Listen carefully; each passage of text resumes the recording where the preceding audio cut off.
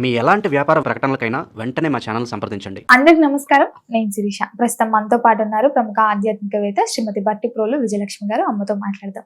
నమస్కారం అమ్మ. నమస్కారం అమ్మ. అమ్మ, కొంతమందికి విచిత్రంగా వెళ్తున్నప్పుడు అనుకోకుండా ఒక్కొక్కసారి డబ్బులు దొరుకుతూ ఉంటాయి. కొంతమంది తీసుకొని పెట్టేసుకుంటుంటారు, కొంతమంది ఎవరైనా కావచ్చు అని చూస్తూ ఉంటారు, ఎవరైనా వస్తారా ఇద్దామని. మరి ముఖ్యంగా చూసుకుంటే అలా మనం తీసుకున్నప్పుడు ఆ డబ్బుని మనకి ఏమన్నా కీడు జరుగుతుందంటారా? అలా దొరుకుతున్నప్పుడు దానికి సంకేతం ఏదైనా కీడు అంటారా? లేకపోతే ఆ డబ్బు తీసుకున్నప్పుడు వాళ్ళ కర్మ ఏదైనా మనకు అంటుకుంటుందంటారా? ఒక్కొక్కసారి దారిలో డబ్బులు పారేసుకునే వాళ్ళు ఉంటే డబ్బు దొరుకుతుంది. మనం దొంగిలించటం కాదు, అయాచితంగానే దొరుకుతుంది. ఆ దొరికినటువంటి సొమ్ముని ఒకసారి చూస్తే మనకి ఎవరిది అనేది అర్థమవుతుంది. వారికి మనం ఇచ్చేయగలిగితే ఇచ్చేస్తే అక్కడికక్కడ పని అయిపోతుంది, గుర్తుపెట్టుకుని ఇచ్చేయగలిగితే. ఒకసారి ఎవరితో కూడా మనకి తెలిసే అవకాశం లేదు కనుక అవి అలా ఉండిపోతాయి మన దగ్గర. తక్కువ సొమ్ము అయితే ఏదన్నా గుళ్ళో వేసేసేయచ్చు, చేయొచ్చు. ఇంకా ఎక్కువ సొమ్ము అయితే దీన్ని ఏం చేయాలి అని అంటే ఎక్కడ పోలీస్ స్టేషన్లో ఇవ్వడానికి కూడా వాళ్ళెంత నియమంగా ఉన్నారో తెలియదు కదా, అది కూడా జరుగుతాయి. కనుక ఏం చేయాలి అని ఆలోచించి మీకు మీరే ఒక ప్రశ్న వేసుకోండి. సాధారణంగా ఇలాంటివి ఏదన్నా మన దగ్గరికి అనుకోని పరిస్థితుల్లో వస్తే రత్న పరీక్ష అని ఒకటి చేస్తారు. రత్న పరీక్ష అంటే ఏంటంటే అలాగే ధన పరీక్ష కూడా. ఆ రత్నంతో ఉంగరం చేయించుకోవద్దా వద్దా అనేది తెలిసేటప్పుడు, లేకపోతే ఒక ఉంగరం ఏదో అమ్మటానికి వచ్చింది, అది మనం కొనుక్కుంటున్నాం, ఎవరిదో అది తెలియదు, వారి కర్మ మనకు వస్తుందా, ఇలాంటివన్నీ అడిగావు కదా ప్రశ్నలు. ఈ ఉంగరాన్ని తల కింద పెట్టుకుని నిద్రపోవాలి ఒకరోజు, 3 రోజుల్లో పెట్టుకుంటే మనకి వచ్చేటటువంటి స్వప్న ఫలితాన్ని బట్టి స్వప్నం వస్తుంది.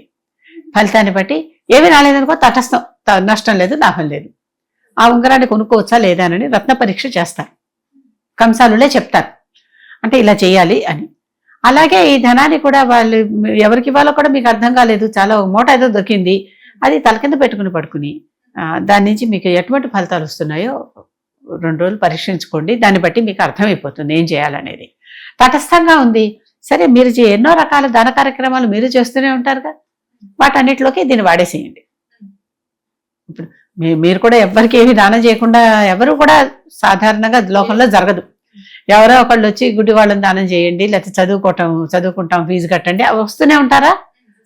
ఆరోగ్యం బాగాలేదండి మందుల కోసం కావాలి అని.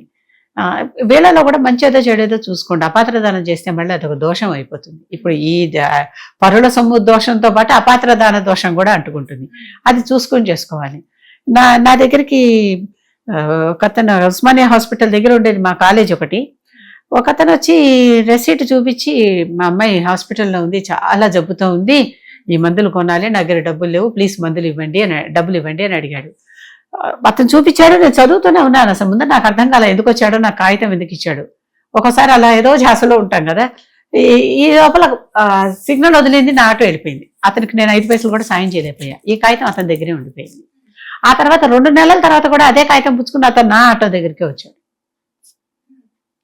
2 నెలల తర్వాత అంత అవసరం మళ్ళీ క్యారీ ఓవర్ అయిందా?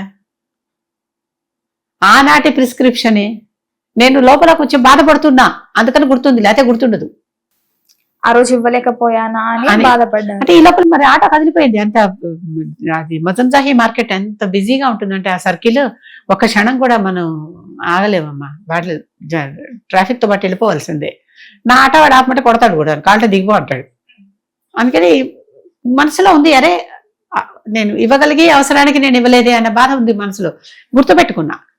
గుర్తుపెట్టుకున్నాను కనుక అతను 2 నెలల తర్వాత 3 నెలల తర్వాత అదే కాగితం, అదే తారీఖు, అదే మందులు పట్టుకున్న దగ్గరికి వచ్చేసరికి నేను గుర్తుపెట్టాను. ఎందుకు ఇలా చేస్తున్నావు అంటే పారిపోయాడు. అంటే ఏదో ఒక ప్రిస్క్రిప్షన్ ఎక్కడదో పట్టుకొని వచ్చేసి మన అవసరం అని అడిగితే మనం నమ్మి ఇస్తే, అది అతను దుర్వినియోగం చేస్తే ఆ పాపం మనకు కూడా వస్తుంది. వాళ్ళని ప్రోత్సహించినట్టు కదా. అందుకనే చాలా జాగ్రత్తగా చూసి ఇవ్వాలి. ఇచ్చేటప్పుడు యాచకులకు కూడా చూసి వాళ్ళు ఎలాంటి వాళ్ళు అనేది చూసి ఇవ్వాలి. కనుక ఇలాంటి మీరేవో దానాలు చేస్తారు కదా, ఆ దానాలు చేసే వాళ్ళకి మీ శక్తిని అనుసరించి ఈ డబ్బుని మీరు వాడచ్చు, దానికి ఇవ్వచ్చు. ముఖ్యంగా కొంతమంది సామెతలకు కూడా వాడుతుంటారు, పరాయి సొమ్ము పాము లాంటిది, తీసుకోకూడదు, ముట్టుకోకూడదు అని చెప్పడానికి చాలా చెప్తారు. ఇప్పుడు మనకి లక్ష్మీదేవే మన అవసరాన్ని కటాక్షించి మనకి ఇచ్చిందని ఎందుకు అనుకోకూడదు? ఇలాగే పురాణంలో ఒక కథ ఉంది.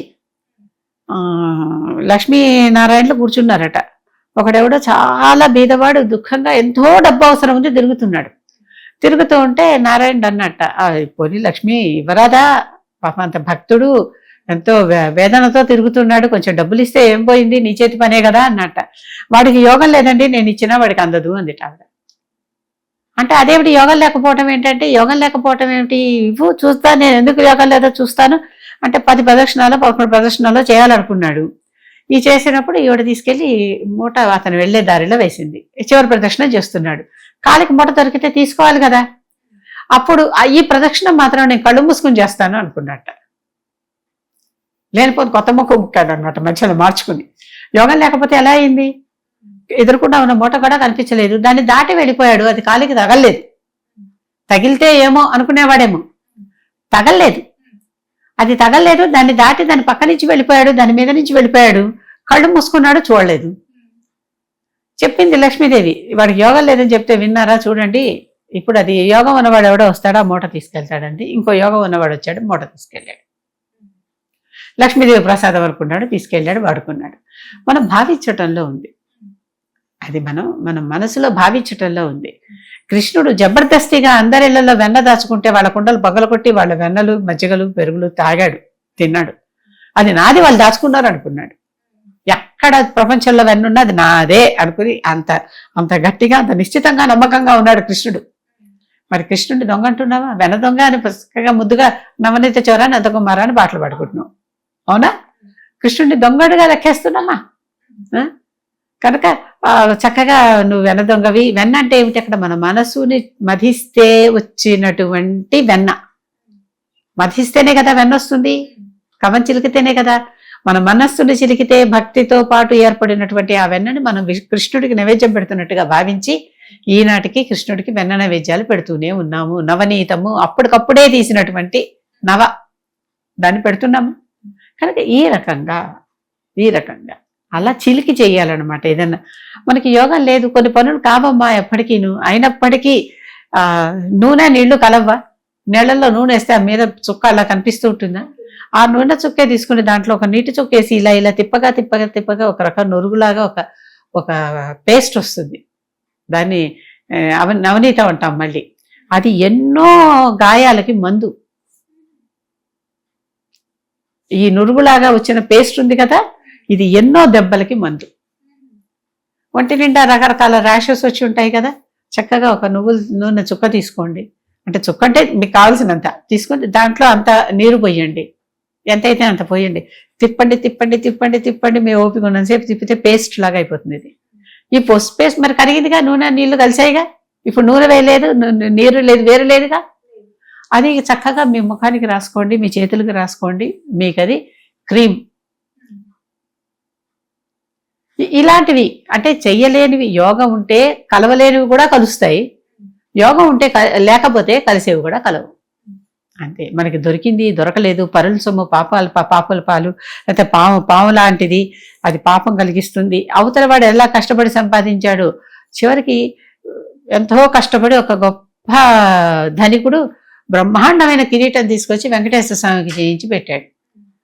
ఆ సైజ్ ఆయనకి సరిపోవట్లేదు అన్నారు, సరిపోయినా సరిపోకపోయినా ఆ ఇచ్చిన రోజు ఒక్కరోజు వేసారు, మళ్ళీ ఇంతవరకు వేయలేదు. కొన్ని కోట్లు ఖర్చు పెట్టి తెచ్చిన కిరీటం, చేస్తాం కానీ ఫలితం రాదు. అమ్మ మొత్తం మీద మాకు ఎన్నో మంచి విషయాలు తెలియజేసినందుకు ధన్యవాదాలు.